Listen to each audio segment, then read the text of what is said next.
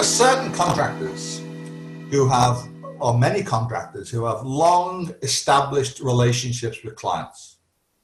They almost follow the client around the country. And they need to talk to those clients about the pipeline and to see what they can lock in. It's a hard thing to do. It's a hard thing to do. I think clients also, they're not going to want to spend money unless they're confident. So the confidence has to come, and I think it's got to come from the government, the ultimate confidence. My feeling, and I'm not being political here, but I think the current government, considering what we've been going through, hasn't done too bad a job.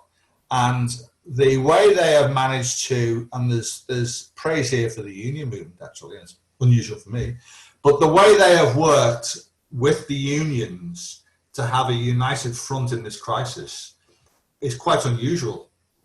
And if that can continue, and if the opposition cannot be too political while we try and undo this mess, we've got some sort of a hope. And if you think about it, there's been very few points being scored from Labour to Liberal. I haven't heard much from any of the unions at all. That doesn't mean they're not there. It means that they understand the situation. There are some large projects, boys are still working. You know, my son's a phone worker and he's still working. Not because he's my son, but he just happens to be my son. You know, and they've got lots of work, but they've not got lots of work coming up. So my only advice would be to continue with the relationships. Any construction company that for the last 10 years has lived on cash flow with no assets is going to have a problem. We know that anyway, right?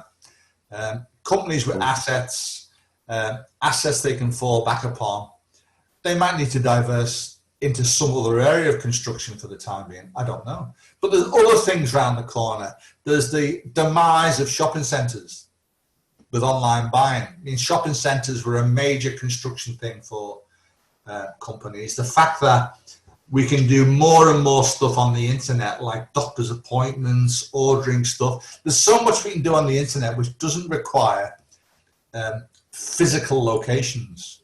If you want to buy a car now, you might go to a showroom to have a look at what they look like, but everybody I know buys them online.